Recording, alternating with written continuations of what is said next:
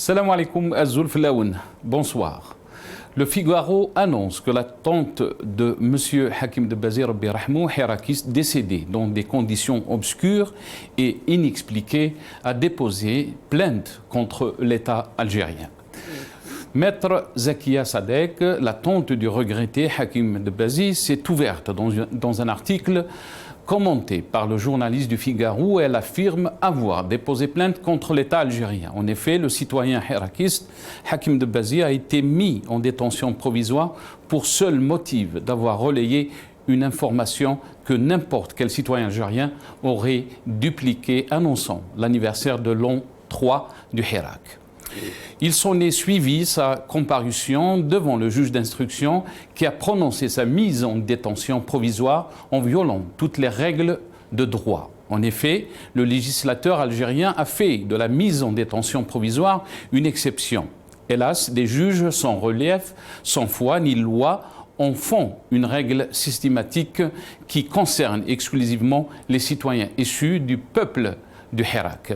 Le dépôt de plainte contre l'État algérien est un acte civique d'une portée symbolique extrêmement important en ces temps incertains. Plusieurs questions s'imposent à nous, sachant que le citoyen Debbazi Rabbi Rahmou était en détention provisoire, donc sous la responsabilité de l'État. Une demande de libération provisoire a été demandée par son avocat pour raison médicale, demande qui a été refusée. La mort de M. Debbazi relève de l'unique et seule responsabilité de l'État algérien. L'État, dans son sens juridique, est une personne morale et peut donc être, dans l'exercice de ses différentes fonctions, externe en justice. Plusieurs questions nous interpellent suite au drame qui a anéanti la famille Debbazi. Quelles sont les circonstances du décès ? Où le décès est survenu? Quelle est la cause du décès inscrite sur le certificat de décès? Qui a signé l'acte de décès? Toutes ces interrogations sont très importantes pour la famille et pour l'ensemble du peuple algérien. Elles doivent trouver réponse. Aujourd'hui, M. Hakim Debbazi n'est plus et bien d'autres. Rabbi Yarhamoum. Sur les 350 détenus d'opinion sont en danger de mort. Il n'est plus permis d'attendre qu'une autre tragédie survienne. Au décès de plusieurs dizaines de personnes lors de la pénurie d'oxygène, puis lors des incendies tragiques d'août dernier, dont le bilan est de 300 décès, sans compter les brûlés victimes dans leur chair et qui sont dans une situation physique et psychologique insoutenable. Il serait temps de situer la responsabilité de ce régime suite aux drames successifs qu'a subi le peuple algérien. La responsabilité face à ce qui s'apparente à non-assistance à peuple en danger, dû au dysfonctionnement de l'État, de l'impéritie de sa gouvernance et de la gabegie à tous les niveaux.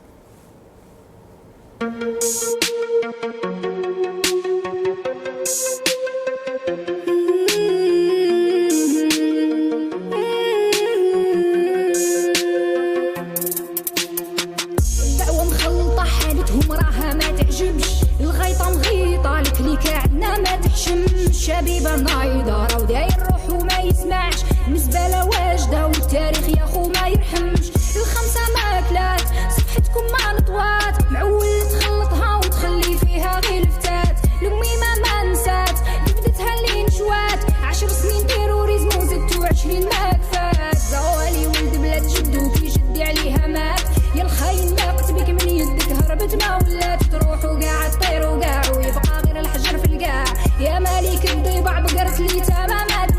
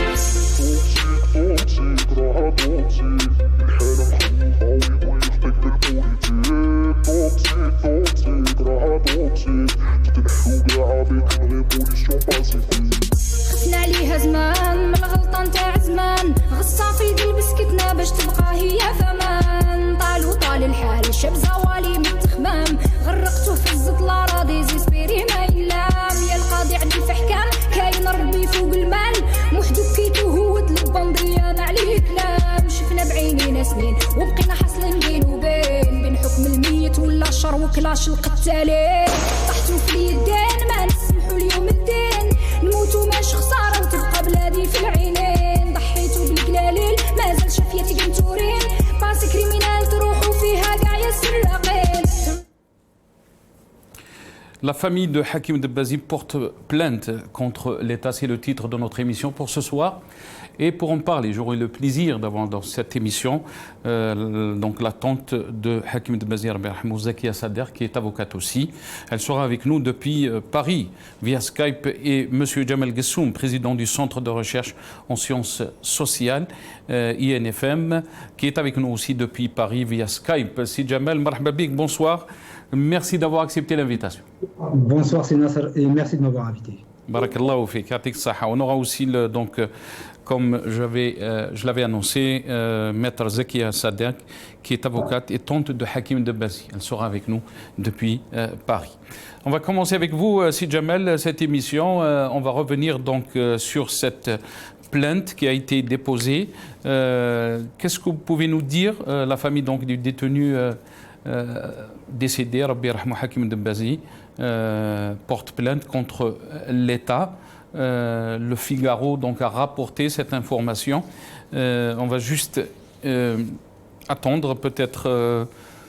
Elle est avec nous, on me dit, Maître Zakia Sadeg. Je vais vous donner la parole, Jamal Gessoum. Ah, très bien, elle est avec nous. Merci, Maître, d'avoir accepté l'invitation. Marhaba bik, yatik saha. Donc, vous êtes Maître Zakia Sadeg, avocate et tante de Hakim Debbazi, Rabbi Rahmou. Merci beaucoup d'avoir accepté l'invitation. Maître, vous m'entendez? Me donner la parole? Ah, non, Maître, tfadli, Maître. Pardon, bonsoir tout le monde, bonsoir à tous vos téléspectateurs. Oui, bien évidemment, il y a eu un petit problème de connexion, mais alors, je me présente pour ceux qui ne me connaissent pas encore. Je suis la tante Zakia Sader Héloïse de Debbazi Marham, c'est mon neveu Ouldorti qui est décédé. Et aujourd'hui, bien évidemment, on parle de lui parce que si c'était pas quelque chose de mystérieux, on n'aurait pas parlé de ça. Donc, comme je n'étais pas là au début de l'émission, je ne sais pas si vous m'avez posé une question ou c'est juste une présentation. C'est juste une présentation, barakallahu fik, yatik saha. Je vous remercie beaucoup de nous accorder ce temps. On va revenir bien sûr sur cette plainte qui a été déposée contre l'État. Qu'est-ce que cela veut dire, Maître? Il y a quelque chose de très important pour que les téléspectateurs comprennent bien. Cette plainte n'a rien de compromettant. À partir du moment où on se pose la question de savoir quelles ont été les raisons de l'arrestation d'un être et pourquoi en 2 mois il est rentré en bonne santé, c'était un père de famille, c'était quelqu'un qui travaillait, c'était pas quelqu'un qui n'avait personne ou qui errait, c'est quelqu'un qui était entouré d'amour. C'est quelqu'un que tout le monde aime. Il aime sa famille, il aime ses enfants, puisqu'il en a laissé 3 orphelins. Donc, pour vous situer un petit peu, mon neveu, il est tout à fait normal, dans un état de droit, et j'imagine quand même que l'Algérie, Doula Jazairiya Démocratia Sha'biya, a besoin de ses citoyens pour faire vivre un pays. Donc ces citoyens sont des composants. La justice doit rendre la justice au nom du peuple. Et donc elle doit être au service du justiciable. À partir du moment où il y a des questions, où il y a on ne trouve pas une réponse, déjà à une arrestation, donc qui bien évidemment pour nous est arbitraire, et en plus les raisons dramatiques et les conséquences qu'a subi toute une famille. Donc cette plainte n'a rien d'extraordinaire ou de compromettant. Vous saurez quand même une chose qui est très importante et je voudrais vous le dire. On veut connaître la vérité. On œuvre pour la manifestation de la vérité. À ce stade, au stade de là où je veux parler, la plainte a été déposée il y a 2 jours. Il a un juge d'instruction qui va ouvrir une information, ce qu'on appelle une ouverture d'information. Il va faire une enquête.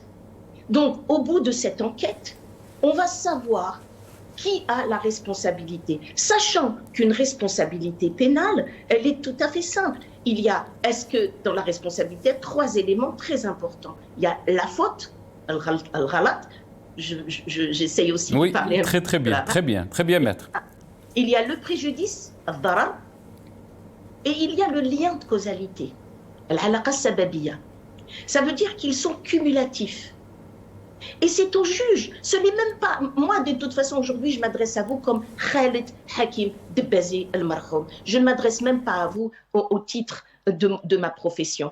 Je m'adresse à vous comme un être humain qui vient de perdre quelqu'un de sa chair et de son sang. Mais de quel...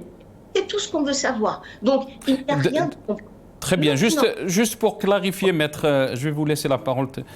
Juste pour clarifier, donc, cette plainte a été déposée au niveau d'Alger, si j'ai bien compris. Oui, tout à fait. Donc, tribunal de Sidi Mohamed. Sidi Mohamed, exactement. Très bien. Est-ce que, donc, juste pour confirmer aussi que la plainte, elle est contre l'État algérien pour homicide involontaire et non-assistance à personne en danger? Donc, alors sachez que quand on dépose une plainte, et les termes bien évidemment sont d'interprétation stricte, on ne peut pas déposer plainte comme ça. On dépose des plaintes sur des chefs d'accusation. Les chefs d'accusation sont non-assistance à personne en danger, on ne sait pas, l'enquête nous le dira. Négligence, on ne sait pas, l'enquête nous le dira. Et pourquoi est la responsabilité de l'État? Pourquoi? Parce que le directeur d'une prison ou l'agent d'un ministère public, il y a une... L'agent, il y a ce qu'on appelle une subordination d'un ministère. C'est pour ça qu'aujourd'hui, si on peut porter plainte contre qui? On ne peut pas porter plainte contre X. Mon neveu a été arrêté de manière arbitraire, en mon sens. L'enquête nous le dira. Et il a été détenu, détention provisoire qui est quand même réservée que pour les grands criminels. Moi, je vous parle d'un point de vue purement juridique. Et ensuite, il en sort, il est rentré en très bonne santé, il en sort mort. Moi, ce que je veux, c'est la vérité. Et vous savez, moi, je suis heureuse si jamais il y a une ouverture d'enquête. Pourquoi? Parce que cette enquête fera la fierté du peuple algérien et la fierté de l'État algérien. Parce que si le juge d'instruction s'empare de l'enquête et il s'empare par exemple, de la plainte et ouvre une information et mène une enquête, c'est tout en l'honneur de l'Algérie. Parce que l'Algérie va répondre à ses enfants. Parce que l'Algérie, aujourd'hui, il y a une famille qui se pose des questions. On doit répondre à cette question. Donc, au lieu que moi j'aille par mon et par vos, aller dans les autorités des instances internationales, je voudrais que ce pays algérien, je ne peux pas vous dire à ce stade qui va être responsable, pas responsable. On est là dans une manifestation de la vérité. Les mots sont importants dans le cadre d'une enquête juridique, dans le cadre d'une plainte juridique. On est obligé de définir les mots. Très bien. Maître, j'ai des images de l'enterrement de Hakim Debbazi Rabbi yarhamou, si vous me permettez de les faire passer. Je ne veux pas heurter vos sentiments et aussi vous faire revivre. Je suis vraiment désolé. On va juste... c'est le témoignage de ses amis qui est très important à écouter. Donc on écoute ce que ses amis ont dit de lui. Rabbi yarhamou. Merci beaucoup. ما تنساوش خوكم بالدعاء. نسأل الله له الرحمة والمغفرة. سيد الشهداء حمزة ورجل قام إلى إمام ظالم فأمره فنهاه فقتله. نسأل الله الشهادة الخونة هذا. قال كلمة الحق ما كسر ما صنع كي هو كي خاوته. شيخ الإسلام بن تيمية مات داخل السجن. وهو على طريق شيخ الإسلام بن تيمية. نسأل الله له الرحمة وحسبنا الله ونعم الوكيل في كل ظالم في كل من ظلمه ومن أيده. إمام أحمد بن حنبل رحمة الله عليه سأله السجان قال له يا إمام هل أنا بظالم معاون للظالم؟ قال له بل أنت ظالم لولاكم ما ظلموا. ورسالة لكل الشعب الجزائري، هذا أخونا مات على لا إله إلا الله محمد رسول الله. نعم لله ما أعطى ولله ما أخذ، كل نفس ذائقة الموت، ولكن يا جماعة الإنسان يجب أن يعتبر كفى بالموت أنه يوقظ ضمائر الناس. ربما لا تتفق مع إنسان، لكن هذا لا يعني أن ترضى بأن يموت داخل السجن رحمة الله عليه. نحسبه شهيدا فاض إلى ربه في العشر الأواخر رحمة الله عليه، ونحن على دربه سائرون، عهد أمام الله عز وجل وأمام كل مسلم ومسلمة. الله أكبر الله أكبر ولله الحمد. Rabbi Rahmou Youssa Ali, Inch'Allah. Vraiment désolé, maître, de vous faire revivre ces images. Si vous voulez commenter très rapidement avant de donner la parole à M. Djemal Ghessoum. Bah, écoutez, c'est sûr que revivre ce genre de moment, moi qui l'ai vu naître, je l'ai vu naître, je l'ai vu grandir, je l'ai vu se marier, je l'ai vu avoir des enfants, il était heureux. Et aujourd'hui, je le vois enterré. Donc c'est la fin d'une vie. Et c'est vrai que c'est touchant, donc je vais reprendre mes esprits, mais aujourd'hui, je vois ça encore. Mais en tous les cas, ce qu'ils disent, c'était un enfant de l'Algérie, c'était un enfant de tout le monde. Et c'est tout simplement la raison pour laquelle on veut juste la vérité. Très bien. Restez avec nous, maître Zakia Sadegh. Djemal Ghessoum, vous avez entendu la tante de Hakim Dbazi Rabbi Rahmou. Quel est votre sentiment, quel est votre commentaire par rapport donc à cette plainte qui a été déposée contre l'État algérien? Tout d'abord, permettez-moi de m'adresser à la famille pour lui présenter toutes mes condoléances. Allah yarhamou ou Allah yarhamou bi rahmatul wasi'a inshallah. Sur des questions purement, je dirais, analytiques, tout d'abord, je rends hommage à la tante du défunt ici présent pour la distance qu'elle a su garder par rapport à cette catastrophe humaine, cette distance qui a éclairé aussi les téléspectateurs sur la question juridique. Moi, je la félicite, je lui rends hommage pour cela parce que ce n'est pas une chose évidente. Alors, sur la question que vous avez posée, c'est Nasser. Alors, j'ai travaillé près de 20 ans dans les prisons françaises, donc j'ai une certaine sensibilité sur la question des détenus, du traitement des détenus et de l'organisation judiciaire autour de la question de l'administration pénitentiaire et de la justice. Tout d'abord, j'aimerais dire à la tante ici présente que ne vous justifiez surtout pas sur le fait qu'il est rentré pour un faible motif. Rien ne peut justifier la mort d'une personne en détention. La responsabilité de l'État, la responsabilité pénale de l'État est pleinement engagée. Partout dans le monde, lorsque l'État faille à ses missions et qu'il y ait une catastrophe aussi énorme, oui, il faut déposer plainte contre l'État. Sur la question, maintenant sur la question de qu'est-ce qu'une prison, quelle est la vocation d'une prison partout dans le monde, c'est la mise en sécurité de la société civile pour un fait qui aurait été commis, qui pourrait porter préjudice, ce qui ne me semble pas être le cas, et c'est aussi un lieu de rééducation. La prison, c'est un lieu de rééducation, ce n'est pas un mouroir. On ne peut pas mourir en prison, sauf évidemment maladie grave, et s'il avait été demandé sur des motifs purement médicaux, sa libération, le juge d'application des peines. Alors je ne sais pas si en Algérie, parce que moi je suis spécialisé en France, il existe des juges d'application des peines qui peut, je dirais, commuer la peine d'une autre manière, ou le juge d'instruction, parce que si l'affaire était en instruction, c'est un juge d'instruction.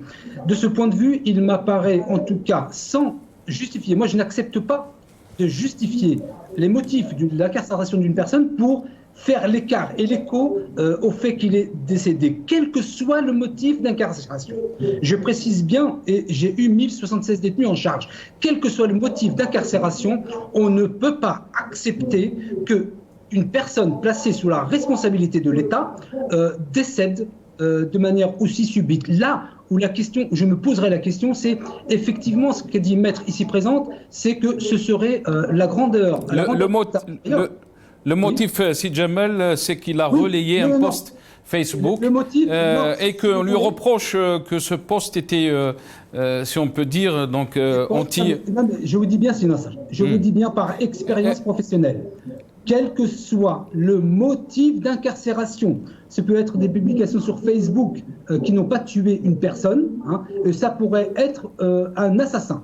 Quel que soit le motif, la sécurité d'un détenu est sous la responsabilité de l'administration pénitentiaire. Et comme le précisait Maître ici présente, il faut déposer plainte. Alors je ne sais pas si c'est auprès du doyen des juges d'instruction, alors je ne sais pas si la justice est faite de la même manière qu'en Algérie, qui doit en tirer les conséquences. Et je précise encore que Maître ici présente a vraiment une lucidité et une distance que moi, à titre personnel, je n'aurais jamais pu avoir lorsqu'elle dit que ce serait à la grandeur de l'État, ce ne sont pas ses mots, ce sont les miens, que de reconnaître ce qui s'est passé et de rendre public par une reconnaissance de la responsabilité pénale et par des sanctions auprès de, je pense, de l'administration pénitentiaire, puisque l'administration pénitentiaire, c'est celle qui est opérationnelle entre le ministère de la Justice et le détenu, ce serait à sa grandeur. Est-ce qu'il sera en mesure de le faire? Je me pose la question, puisque dans d'autres champs, l'État algérien est incapable de prendre ses responsabilités. Donc, sur cette question, je n'aimerais pas dire cette affaire, il y a eu un décès. Sur cette question, l'État algérien doit mener ses investigations de la manière la plus sérieuse qui soit. Il y a eu mort d'homme. Mais il n'y a pas de... Absolument, mais le problème qui se pose en Algérie, Jamal Guessoum, et vous le savez très bien, c'est que ces pratiques sont récurrentes et que l'Algérie a été blâmée à plusieurs fois en termes de dépassement, en termes d'abus des droits de l'homme. Mais la récurrence ne vaut pas acceptation. C'est-à-dire qu'il faut savoir... C'est pratique, c'est qu'il y a des personnes... Vous n'allez pas accepter de traiter avec un idiot tout le temps. Mais il y a des pratiques aussi qui sont de cette nouvelle Algérie et qu'il y a des personnes aussi qui soutiennent le projet de la nouvelle Algérie, entre guillemets, bien sûr. Là, on tombe dans un versant, plus, je dirais, politique autre, et là, je ne rentrerai pas là-dedans. Je dis que par expérience professionnelle, 20 ans en France, et je connais le système judiciaire de pas mal de pays, il y a effectivement ces catastrophes humaines qui se posent dans l'ensemble des prisons du monde. Il y en a où c'est pire que d'autres. En France, il y a eu des décès.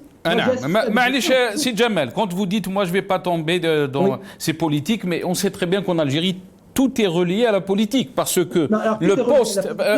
je vais juste terminer, je vais vous laisser la parole, si Jamal. Le poste qu'on lui reproche à Hakim Dbazi Rabbi yarhamou était un poste politique. Il avait, si on veut dire, exprimé son avis donc sur la situation politique. Relayer un poste, c'est même pas son poste. Il a relayé un poste entre guillemets d'un hirakiste. Et là, on est dans la politique. On peut pas dire. Je fais quand même le distinguo entre le motif d'incarcération et les conséquences de l'incarcération. Il y a des gens qui ont assassiné et qui sont toujours vivants en prison. Donc, il faut bien distinguer les deux choses. Le premier versant, c'est sur le motif d'incarcération. Il était peut-être et très certainement illégitime, parce que je ne pense pas qu'il ait partagé une publication poussant le peuple algérien à prendre les armes. Il n'a pas fait cela. Donc, il y a effectivement une analyse juridique sur le motif d'incarcération. Celle-ci doit être faite. Et ensuite, il y a un décès. Et sur la plainte pénale contre l'État algérien, et Maître a très bien fait de le faire, car c'est la seule manière que les autorités prennent leurs responsabilités. Et le double effet, je dirais, pédagogique et éducatif, c'est que l'État algérien, min al-sha'ab wa ila sha'ab, c'est par le peuple et pour le peuple, il rend effectivement ses jugements, comme l'a dit Maître ici présente, au nom du peuple algérien. Il a donc des comptes à rendre au peuple algérien. Est-ce que vous pensez que ce pouvoir prendra ses responsabilités, Jamal Guessoum? Vous savez, je ne sais pas lire dans la mare de café. Je dis que Maître ici présente n'avait que ce moyen juridique de faire prendre non seulement la responsabilité des autorités algériennes... On va écouter Tebboune, qu'est-ce qu'il a dit donc par rapport aux prisonniers d'opinion, aux prisonniers politiques. On écoute Tebboune, parce qu'entre le récit des responsables algériens et la réalité sur le terrain est tout autre. Jamal Guessoum, on écoute Tebboune. C'est Mahjouja par conviction. Et c'est pas d'aujourd'hui. ما كانش سجين الرأي ما كانش سجين الرأي تعطي رأي معاكس على الرأي نتاع السلطة ولا كذا تدخل هذا ما نهبطوش لهذا المستوى ولكن اللي يمس بالأمن العمومي ويبغي يحتل الأمور بالدراع واللي يشتم ويجرح ويخلق بالبلة في البلاد هذا ما هوش حرية التعبير هذه حرية التخريب حرية الشتم حرية كذا هذه ما تبقاش أنا قلتها مرارا الديمقراطية تتبنى بحرية التعبير الحقيقي حرية التعبير سمح Jamal Gissoum, est-ce que vous pensez que Hakim Dbazi Rabbi Rahmou a menacé la sécurité de l'État de l'Algérie? Tout d'abord, j'ai envie de dire que je n'ai pas lu les publications qu'il a relayées, donc c'est difficile de m'exprimer. En tout état de cause, j'aimerais bien connaître les chefs d'inculpation exacts qui ont mené à sa détention provisoire. Donc j'aimerais avoir les deux éléments. Vous savez, je suis né en France, donc je ne dis pas que ceux qui sont nés en Algérie ne sont pas pragmatiques, mais je suis un hyper pragmatique. Donc j'aimerais, je n'ai pas eu le temps de le faire. Alors d'ailleurs, sinon, merci de m'avoir envoyé quelques informations qui me permettent d'apporter mon jugement, mais j'aimerais lire d'abord les publications. Et sans lire même le code de procédure pénale algérien, me faire une idée sur la légitimité de cette incarcération. Alors il y a des gens, là par contre, je ne suis pas d'accord avec ce que dit le président de la République, c'est qu'il y a des gens qui mènent des actions bien plus graves et avérées, celles-ci avérées, et qui ne sont pas incarcérations. À partir de là, je me pose certaines questions sur d'abord, je dirais, le discernement. Je pose la question de manière très claire. Le discernement du président de la République lorsqu'il dit, et on vient de l'entendre, qu'il n'y a pas de prisonniers d'opinion en Algérie. Je me pose la question. Je me pose d'ailleurs d'autant que la question qu'il y avait une question qui sera peut-être posée, qui devait être posée sur la légitimité, non pas la légitimité d'analyse du président de la République dans les propos qu'il tient, lorsqu'il dit par exemple qu'il veut rassembler l'ensemble des Algériens, il veut être le rassembleur, et je dis, vous le savez très bien, sinon que je soutiens le président de la République quand il dit des choses bonnes et intelligentes. Donc je dis que oui, le président de la République a la sincère volonté de réunir tous les Algériens. C'est une réalité. Maintenant, la question d'être en capacité de le faire, j'ai de très très sérieux doutes. Mais la question qui se pose, Jamal, si on a la sincérité d'unir les Algériens, et vous avez parlé de la main tendue de Tebboune, on va revenir sur ça bien sûr, parce que ça a été relayé aussi sur l'APS. On n'a pas entendu de discours, c'était un petit communiqué où beaucoup d'Algériens n'arrivent pas à comprendre ces démarches. Est-ce que c'est la politique de Tebboune? Est-ce qu'on le pousse à faire ça? Dans quel cadre? Comment on peut garder presque plus de 300 détenus d'opinion et parler de présidents rassembleurs, alors que des milliers, depuis le début des Hirak, des milliers d'Algériens ont été persécutés, ont été harcelés, ont été poursuivis en justice, jetés en prison, des chefs de parti, des avocats, des femmes, juste parce qu'ils ont émis des avis qui sont peut-être, on peut dire, critiquant de ce pouvoir, de ce régime. Comment peut-on parler de rassembleur, président rassembleur? Oui, alors effectivement, je le dis et je le répète, je suis très clair dans mes propos et il ne souffre d'absolument aucune ambiguïté. Lorsque le président de la République dit qu'il veut rassembler les Algériens, il a la sincère volonté, est-il en capacité de le faire? Ma réponse est claire, nette, sans ambiguïté, c'est que non, il est en incapacité de le faire. Et permettez-moi de donner un exemple criant qui démontre qu'il n'est pas en capacité de le faire. C'est que lorsque le président de la République, c'est un exemple, dit il y a quelques semaines qu'il ordonne à Air Algérie de faire baisser ses prix et que le DG d'Air Algérie n'y répond même pas et qu'il ne fait aucune déclaration et aucune action pour légitimer le président de la République, lorsque le président de la République nomme un directeur général qui se fiche complètement de ce qu'il dit, je dis simplement que quand on nomme des dirigeants d'institutions en Algérie qui décrédibilisent sa parole, je dis que le président de la République... Et la question qui s'impose aussi dans ce que vous êtes en train de dire, Jamel Gessoum, est-ce que M. Tebboune a les pouvoirs absolus d'un président de la République? Restez avec nous, Jamel Gessoum. Je vais vous laisser répondre, mais on doit donner la parole aussi à Maître Zakia Sadek. Maître, vous avez entendu Tebboune. Bien sûr, on va revenir sur cette main tendue. Donc, il veut unir le peuple algérien. Il veut être le président rassembleur, mais aussi ça a été relayé par la PS, un président élu par les Algériens désireux de voir l'avènement d'une nouvelle Algérie. Mais quand on voit les pratiques qui se pratiquent maintenant en termes d'harcèlement contre les militants politiques, en termes de prisonniers, le nombre de prisonniers donc, qui a été emprisonné en Algérie, les partis politiques ou les présidents de partis politiques qui ont été poursuivis en justice, jusqu'à hier, on parlait de Karim Tabou qui était convoqué à Châteauneuf pour ses activités. Là, on se pose la question dans quel monde vit M. Tebboune? Je suis vraiment très contente, heureuse de me poser cette question qui est d'ailleurs très longue. Je vais revenir juste quelques secondes sur ce qu'a dit M. Tebboune, si j'ai bien compris. Il a parlé de délit d'opinion. Il a parlé de soudjoun, de délit d'opinion. Il a dit quelque chose de très important. Ceux qui veulent porter atteinte à l'ordre public, ça veut dire avec force. Avec force. Donc là, déjà, je lui réponds tout de suite que mon neveu n'a pas porté atteinte, même en relayant, comme disait mon frère. Monsieur Gessoum, Monsieur Gessoum, pardon, je suis vraiment désolée.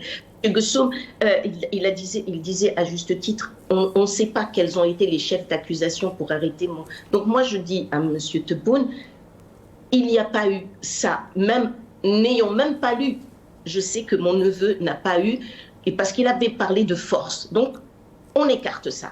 Maintenant, je vais revenir sur la question que vous me posez, et notamment sur la politique algérienne. Je veux être sincère, et comme le dit aussi M. Gessoum, parce qu'il a employé des mots très forts, et sans ambiguïté, que tout le monde m'entende. Je ne veux en aucun cas instrumentaliser la mort de mon neveu. Je ne veux en aucun cas politiser la mort de mon neveu. Maintenant que le président algérien intervienne, c'est normal. C'est normal. C'est lui qui doit veiller à la sécurité de son peuple. Bien évidemment, il veille à tout ce qui porte atteinte à l'ordre public. Je n'en disconviens pas. Mais l'affaire de mon neveu, que les personnes qui essayent de l'instrumentaliser, qui essayent de la politiser, qui essayent peut-être de dire des choses qui n'ont même pas existé, moi, je me remets à la justice algérienne. Mais laissez-moi faire confiance à la justice algérienne. J'ai porté plainte. Les gens me disent, vous avez le courage. Non, c'est pas du courage. C'est juste une lucidité. Mon neveu est mort, je veux savoir pourquoi. Est-ce que son arrestation était déjà légitime? Et pourquoi, dans quelles conditions il a été détenu? Est-ce qu'il y a eu, est-ce que tous les principes du procès contradictoire ont été respectés? Moi, je suis un grand défenseur des libertés fondamentales, des droits humains. Donc, outre mon neveu, outre ce qui est arrivé à mon neveu, je ne veux en aucun cas que des innocents payent de leur vie. Maître Sabeg, excusez-moi de vous avoir interrompu, non. Mais les gens qui ont critiqué votre démarche, si on peut dire, et là vous aurez aussi l'occasion de répondre à ces critiques, vous reprochent que vous avez été instrumentalisé, entre guillemets, si on peut dire, par des partis politiques, par des personnes peut-être du Hirak. Qu'est-ce que vous pouvez nous dire par rapport à cette question? Monsieur Djoudi, vous venez de m'apprendre quelque chose d'extraordinaire. Je n'ai été démarchée par aucune personne, aucune, et je vous le dis, et je vous le répète, les yeux dans les yeux, où j'étais instrumentalisée où quelqu'un m'a approché pour s'emparer de l'affaire de mon neveu. Je vous le promets, c'est spontané, ça vient de mes entrailles. Déjà, moi, je n'aimais pas tout cet arbitraire qui j'ai vécu en Algérie, donc je sais comment ça se passe, je sais ce que j'ai vécu. Donc, et en plus, aujourd'hui, ça touche la chair de ma chair, et je dis, mais pourquoi mon neveu est mort? Pourquoi est-il rentré en prison? En France, on fait des manifestations tout le temps, on brûle, on casse, on fait... Bon, et en plus, ils pensent qu'ils vivent dans une dictature. Bon, ça, c'est un autre sujet. Mais c'était spontané, monsieur, que tout le monde... Est-ce que donc cette... Excusez-moi, maître. Est-ce que cette plainte a été déposée par maître Zakia Sadek ou par la tante de Hakim Dabazi? Je vous remercie infiniment de m'avoir posé cette question. Laissez mon titre de côté. Je ne suis pas avocate dans cette affaire, en aucune manière. Je ne suis pas. Je suis la tante de Hakim Dabazi. J'ai le titre, ce privilège, on va dire, d'être avocat, parce que j'ai fait des études et c'est la raison pour laquelle je connais un petit peu le dispositif juridique, le système juridique d'un certain nombre de pays, puisque j'ai fait Qanun al-Muqaren dans ma vie, donc le droit comparé, donc je sais à peu près quelles sont les différences d'un État à un autre, notamment d'un État dictatorial aux États, ce qu'on pourrait appeler libéraux et démocratiques. Donc, je parle au nom de Madame Sadek Zakia Héloïse, au nom de mon neveu Hakim Dabazi, qui est parti aujourd'hui, qui a laissé des orphelins et qui nous a laissés en pleurs. Je vais dire, j'ai plus de larmes, ça m'a asséché. Donc, aucune personne ne m'a abordé. Au contraire, c'est moi qui cherchais pour savoir comment je pouvais déposer plainte. Vous savez qu'en Algérie, d'ailleurs, outre le fait qu'ils n'ont pas le savoir, qu'ils n'ont pas la connaissance, qu'ils savent comment agir, moi j'ai trouvé quelqu'un qui et d'ailleurs grâce à mes interventions, les gens m'ont contacté, m'ont dit voilà ce que vous pouvez faire, voilà quel est le dispositif. Même si vous avez fait des études en Algérie, mais vous avez pratiqué en France. Mais vous voulez aussi saisir les institutions internationales, non. Madame Sadek? Non, parce que je fais confiance à la justice algérienne. Laissez-moi faire confiance à la justice algérienne. Parce qu'à partir du moment où la justice algérienne va faire une enquête en toute impartialité, c'est ce qu'on appelle un juge d'instruction. Pour répondre à M. Gessoum, donc le doyen du juge d'instruction, il est saisi après avoir déposé une enquête préalable auprès du procureur. Si on a un avis de classement, je parle bien évidemment de la procédure française. Si le procureur de la République nous envoie un avis de classement, on a la possibilité de saisir directement le doyen du juge d'instruction. On lui dit « Monsieur le procureur, j'ai déposé plainte près de vous, vous n'avez pas pris en compte et en considération ma plainte, c'est pas grave. Avis sans suite, c'est pas grave. Moi, je saisis le doyen du juge d'instruction. Pourquoi? Parce qu'il a l'impartialité et l'indépendance. Et pourtant, c'est la même justice, Madame Sadek, c'est la même justice. Vous êtes en train de dire que vous faites confiance à la justice algérienne, mais c'est la même justice qui a emprisonné Hakim Dabazi Rabbi Rahmou. Comment peut-on faire confiance à cette justice? C'est tout comment dire, ils ont fait une erreur.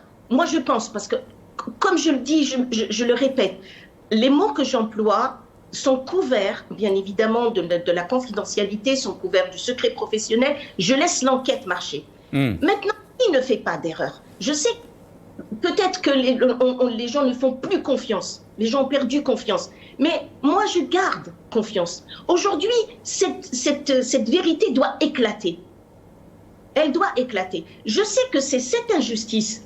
Est-ce qu'elle a commis une erreur ou pas? Moi, j'attends la décision. J'attends le résultat de cette enquête. Je ne veux pas aller dire oui. Attention, comme on dit en anglais, in bracket, ça veut dire entre guillemets. Oui, la justice algérienne, elle est ceci, le gouvernement algérien ou le parti, c'est des... Non, je ne suis pas dans cette optique. Je suis dans l'optique où la justice algérienne a peut-être détenu mon neveu de manière complètement illégitime. Il n'est même pas l'auteur de cette publication, mais c'est juste, il l'a relayé. Déjà, On veut savoir pourquoi. J'ai bien envie de savoir quels ont été. Est-ce qu'il a eu un procès équitable? Est-ce qu'il a fait l'objet de ce qu'on appelle l'habeas corpus? Ça veut dire, est-ce qu'il a été présenté devant un juge? Est-ce qu'il y a eu le principe du contradictoire qui ont été respectés? Tout ça, c'est très important pour moi. Maintenant, la justice algérienne aurait pu faire une erreur. Oui, votre neveu a été détenu provisoirement, mais de manière arbitraire, etc. Très bien, vous avez fait une erreur, reconnaissez-la. C'est là où vient ma confiance dans l'État algérien. C'est là où vient ma confiance quand on dit que le juge rend la justice au nom du peuple. Alors, et s'il n'y a pas eu justice par rapport donc à l'affaire de votre neveu, Rabbi Rahmou, qu'est-ce que vous allez faire si donc il n'y a pas eu de suite pour rendre justice à cette affaire? Laissez-nous d'abord épuiser tous les recours à l'échelle nationale. C'est ce que dit de toute façon même tous les droits internationaux, même si je ne suis pas une spécialiste. Monsieur Gusson pourra peut-être en dire un petit peu plus. Laissons tous les recours épuisés au niveau de l'Algérie. Après, on verra. Je n'ai pas envie d'extrapoler. Je veux savoir ce qui est arrivé à mon neveu. Je veux savoir pourquoi il est rentré en prison. Je veux savoir pourquoi il n'a pas eu d'avocat. Et je veux savoir pourquoi il est mort. Maintenant que la justice algérienne commence à mener une enquête, on commence à avoir des vérités ou pas, on va voir ce qui va aboutir et après on envisagera. Et je serai ravie de venir chez El Moghrabiya pour vous dire quelle est la suite de cette procédure. On serait ravis aussi de vous avoir comme invité, Maître Sadek. Djemal Guessoum, excusez-moi, qu'est-ce que on peut dire par rapport donc à cette justice en Algérie, parce qu'on parle des centaines donc de détenus politiques et les Algériens ont perdu confiance en cette justice et qu'ils savent comme quoi est un outil de répression. Qu'est-ce que vous pouvez nous dire, Djemal Guessoum? Alors, très rapidement, je dirais que Madame Sadek, à qui on reprocherait d'être instrumentalisée par des partis du Hirak, bien au contraire, non seulement elle fait confiance en la justice algérienne, il faut avoir du courage pour le faire, et elle ne sollicite pas les institutions internationales. Quelles sont les meilleures preuves que Madame, ici présente et qui est latente, n'est en aucune manière instrumentalisé, puis je ne suis pas quelqu'un qui dort debout, donc j'aurais Et ceux qui saisissent, d'après vous, Djemal Guessoum, excusez-moi, ouais. D'après vous, donc ceux qui saisissent les instances internationales sont instrumentalisés? Non, pas du tout, pas du tout. Ben, c'est au cas par cas chez moi. Vous savez, je ne suis pas quelqu'un de binaire. Je prends la situation telle qu'elle se présente et je la décortique et je donne mon avis. En tout cas, je ne peux donner mon avis pour l'instant que sur l'affaire de M. Debazir, je dis que, en tout cas, Mme Sadek n'est en aucune manière instrumentalisée, ça me paraît tout à fait clair. Alors juste, entre parenthèses, Maître a fait une petite erreur, il n'y a pas besoin d'être passé par le procureur pour solliciter le doyen des juges d'instruction directement. Ça, c'est une aparté.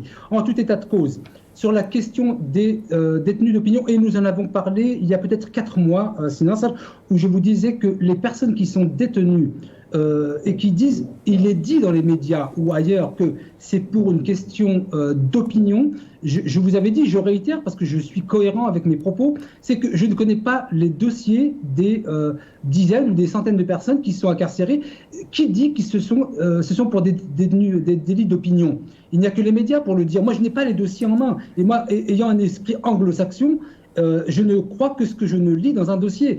Dans les dossiers, moi, je ne connais pas leurs dossiers. Il y en a certainement. Il n'y a pas un pays au monde où il n'y a pas de détenus d'opinion, ici en France même, ou même Julian Assange en Angleterre. Donc, je veux dire que on ne va pas se voiler la face. Il y a des détenus d'opinion en Algérie, certainement. Dans quel ordre, je ne le sais pas. Pourquoi les garder en prison, donc, Djemal Guessoum? Non, mais je ne connais pas le dossier. Moi, je suis un hyper pragmatique, moi je ne suis pas un idéologue. Si c'est des détenus d'opinion, pourquoi les garder en prison? Pourquoi les jeter en prison?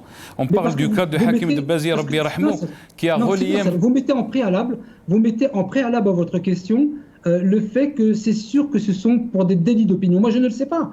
Vous vous appuyez sur ce fondement-là. Si j'ai un dossier où j'ai une affaire qui paraît très claire, comme indiquant qu'il s'agit d'un délit d'opinion, là je le dirais de manière très claire, et d'autant plus que je le dis de manière très claire que le président de la République est en incapacité de rassembler les Algériens, puisqu'il ne tape pas du poing sur la table et qu'il n'est même pas considéré légitime par les dirigeants d'institutions qui le nomment à la tête de l'État pour appliquer sa politique dans les actes. Tout à l'heure, sinon, ça vous disiez, et là vous avez raison, vous avez très souvent raison, que entre les actes, entre les paroles dites par le président Tebboune et les actes sur le terrain, l'écart est abyssal. C'est carrément, je dirais, je vais utiliser un terme propre aux Français, c'est tout à fait lunaire. L'écart qu'il y a entre ce qu'il déclare et qui me semble bien, et ce qui se passe sur le terrain, mais c'est énorme, c'est absolument énorme. Et moi, ce que j'aimerais beaucoup par rapport au cas de Bézir Rahimahullah, c'est que le président de la République ne se saisisse pas du dossier, parce que moi je lui demande instamment, je lui demanderai évidemment instamment qu'il faut qu'il tape du poing sur la table pour éclaircir cette affaire, mais qu'il ne le fasse pas directement lui en disant à la télévision je vais demander à la justice des comptes, mais que cela soit fait naturellement et cela répondra. Je ne sais pas s'il sera écouté, puisque vous avez dit vous-même, Djemal Guessoum, que même le PDG de Air Algérie... il va m'entendre, il va peut-être très le bien. dire. Restez avec nous, Djemal Guessoum, je vais revenir à vous très rapidement. On a été rejoint par Tahar El-Sissili, militant politique qui est avec nous depuis Paris via Skype. Mais avant de lui donner la parole, on va juste écouter ce qu'a déclaré donc Za'lani, qui est responsable du Conseil des droits de l'homme en Algérie.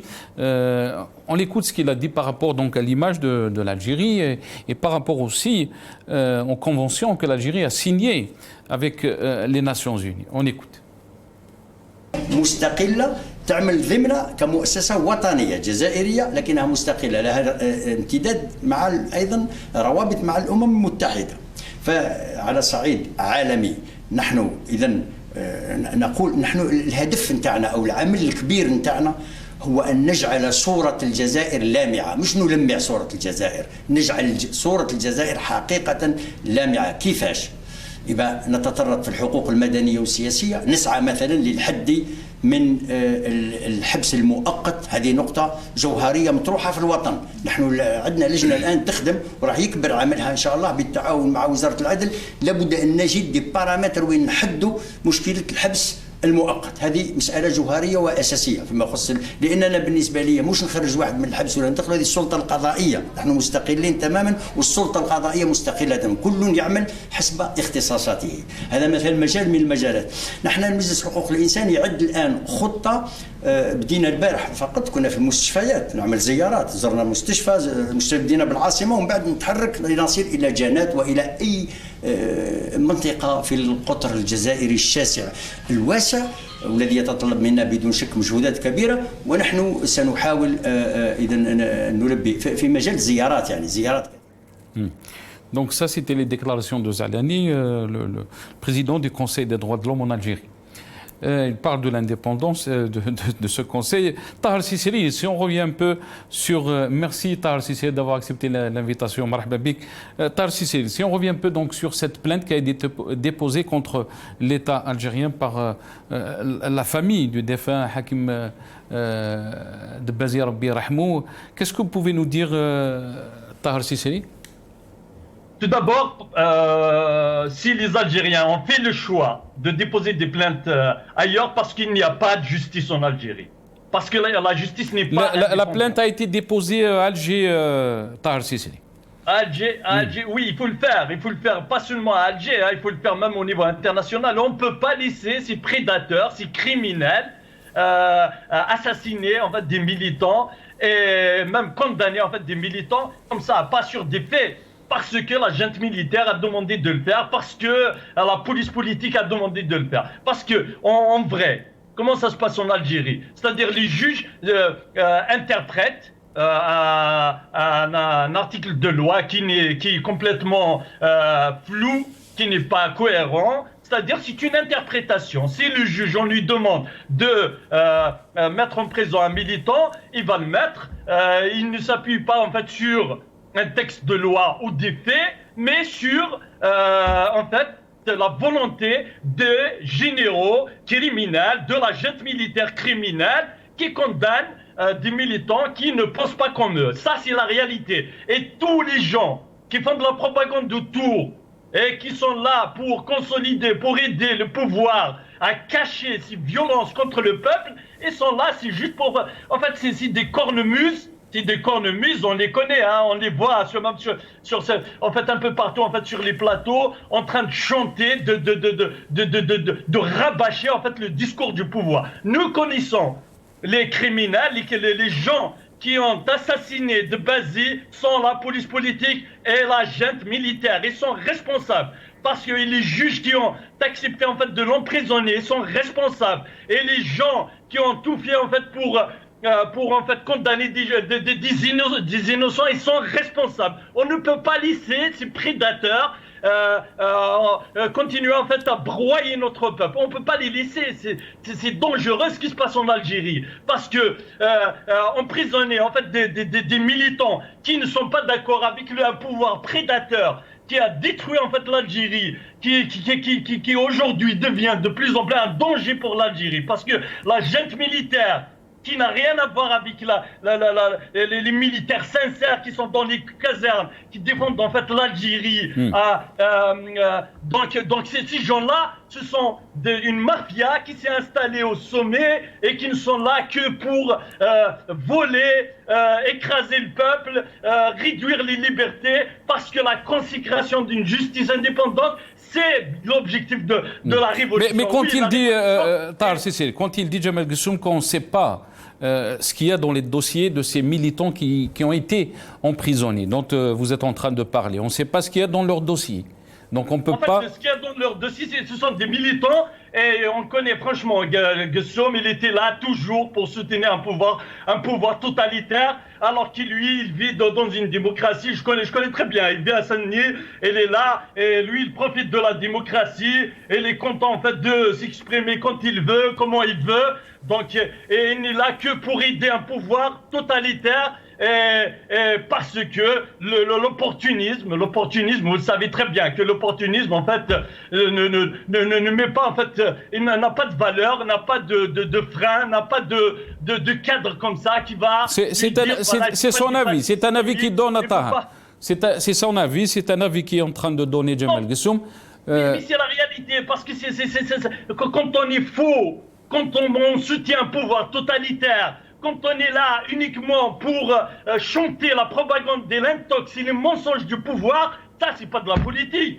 Ça c'est très dangereux pour l'Algérie de demain. Ça c'est très dangereux pour la démocratie, parce que on ne peut pas défendre un pouvoir totalitaire et attendre un résultat qui est contraire à un mouvement.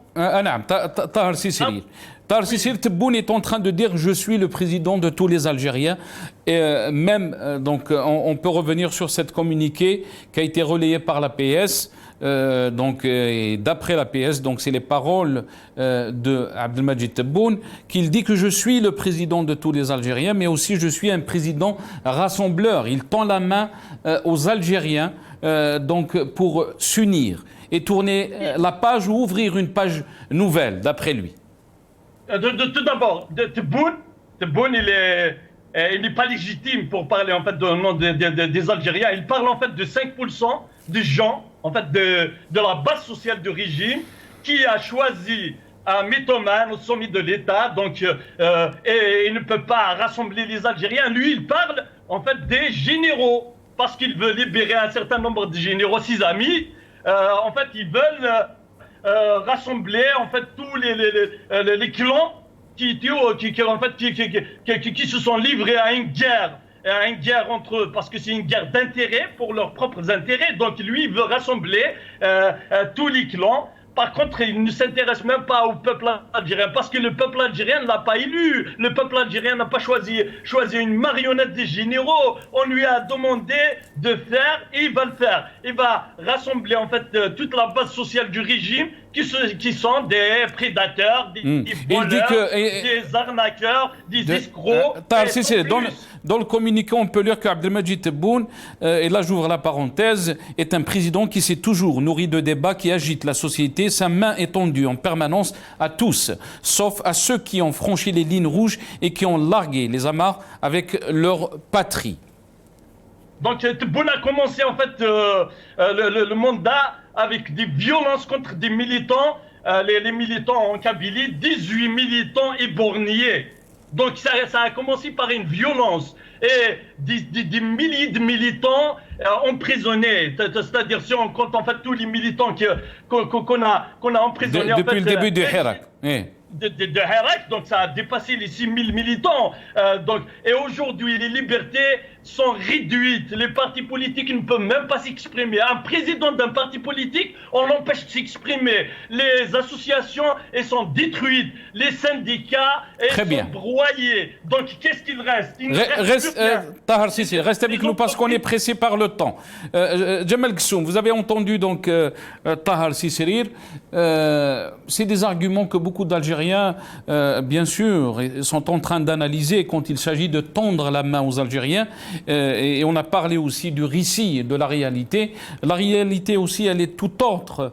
Quand on voit comment on peut tendre la main à un peuple qui est en train d'être, qui a demandé d'avoir des libertés, qui a demandé aussi que ce régime change, qui a demandé aussi qu'il y ait une indépendance de la justice, l'indépendance aussi dans des médias. Et tout ce qu'on voit en Algérie, c'est tout à fait le contraire de ce que je viens de dire, Djemal Ghessoum. Alors, pour monsieur Siriri qui parle de moi en disant que je profite parce que je suis en démocratie. Enfin, moi, je dis démocratie, lui, il dit démocratie. Parce que moi, je suis né en France, voyez-vous, monsieur Siriri. Donc, je n'ai aucun intérêt à la question du pouvoir algérien. Déjà, moi, j'aimerais beaucoup que lorsqu'on parle en français, on parle correctement. C'est une question... J'ai pas entendu démocratie comme vous êtes en train de le dire, Djemal Ghessoum.